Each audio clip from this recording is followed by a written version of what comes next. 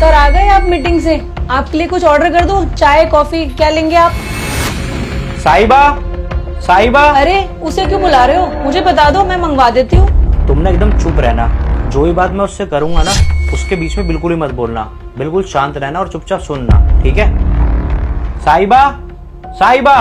पर हुआ क्या है सर, बताओ तो। मैं तुम्हें बाद में सब कुछ बता दूंगा, बस तुम चुप रहना, कुछ मत बोलना। जी साहब, आपने बुलाया? साहिबा, हम तुम्हें कितनी सैलरी देते हैं? साहब 10,000। 10,000? साहब क्या हुआ? मुझसे कोई गलती हुई है? नहीं नहीं, कोई गलती वलती नहीं हुई तुमसे। बस कल से ना तुम्हें 10,000 पगार नहीं मिलेगी, पूरे 20,000 रूपए सैलरी मिलेगी हर महीने। 20,000 रुपए? वो किस लिए साहब? दरअसल साहिबा बात ऐसी है कि अगर मैं तुम्हें 20,000 रूपए सैलरी दूंगा ना, तो मेरा 40,000 रूपए का फायदा होगा। मेरे सीए ने मुझे बताया कि जिसके नौकर की सैलरी 20,000 रूपए होगी ना, उसका हर महीने 40,000 रूपए का टैक्स माफ होगा। अगर वहीं मैं तुम्हें हर महीने 10,000 रूपए पगार देता रहूंगा ना, तो 40,000 रूपए तो मुझे टैक्स में भरना पड़ेगा। तो इससे अच्छा है ना कि मैं तुम्हें 20,000 रूपए पगार दूं और हर महीने 40,000 रूपए का फायदा करूं अपना। अच्छा ठीक है, अब जाओ तुम अपना काम करो। बहुत बहुत धन्यवाद सर, मालिक आपको हमेशा खुश रखे। सर ये क्या हो रहा है, मुझे कुछ समझ नहीं आ रहा है। आपने उस काम वाले की सैलरी 10,000 से 20,000 बिल्कुल डबल कर दी, और मैं यहाँ 5 साल से काम कर रही हूँ। आपने पिछले 3 साल से मेरे 1 रुपए भी नहीं बढ़ाया है, और उसकी डबल। ये भेदभाव आप मलाई के साथ कर रहे हो, ये बिल्कुल ठीक नहीं है सर, मुझे बिल्कुल समझ नहीं आ रहा है। अरे सोनिया, क्या हो गया? तुम इतना गुस्सा क्यों हो रही हो? सर ऐसा आप कैसे कर सकते हो? आपने उसकी सैलरी डबल कर दी। ऐसा उसने क्या काम कर दिया है जो उसकी सैलरी आपने डबल कर दी? आप मुझे बताओ, ये टैक्स का क्या मसला है? आप मुझे पागल बना रहे हो ना सर, ऐसा कुछ नहीं होता। ये बात तुमको पता है और मुझे पता है कि ऐसा करने से ना कोई टैक्स वैक्स नहीं बचता, लेकिन साहिबा को तो नहीं पता ना। आप क्या करना चाहते हो सर? आपने ऐसा क्यों किया, मुझे कुछ समझ नहीं आ रहा। आप समझाओगे मुझे?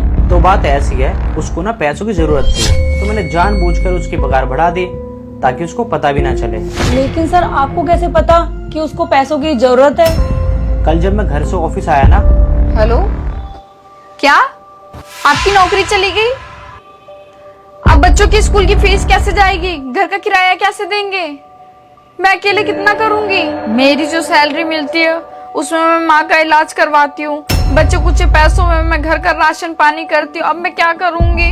डॉक्टर का फोन आया था कि जल्द से जल्द माँ का ऑपरेशन करवाना पड़ेगा। माँ के ऑपरेशन में 50,000 रुपए लग रहे हैं। मैं हर महीने 3-3 हजार करके पैसे जोड़ रही हूँ कि ताकि माँ का ऑपरेशन हो जाए। अब मैं कैसे क्या करूंगी, कहाँ से लाऊंगी इतने पैसे? माँ का इलाज कैसे होगा? और हाँ, बच्चों की 2 महीने से स्कूल की फीस भी नहीं गई है। इस महीने अगर फीस नहीं भरी मैंने, तो मेरे बच्चे का भविष्य खराब हो जाएगा, उनका नाम काट देंगे स्कूल वाले।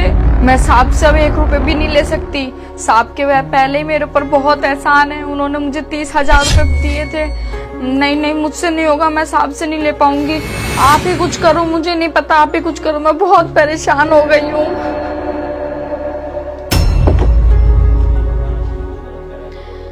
हे भगवान, अब तू मेरी कुछ मदद कर। तो इसलिए जानबूझकर मैंने उसकी पगार बढ़ा दी ताकि उसकी थोड़ी सी हेल्प हो सके। उसकी सैलरी सीधा क्यों नहीं बढ़ा दी? ऐसे टैक्स की बात घुमा फिरा के उसकी सैलरी क्यों बढ़ाई? हमें किसी की हेल्प इस तरीके से करनी चाहिए कि उसकी हेल्प भी हो जाए और उसको पता भी ना चले।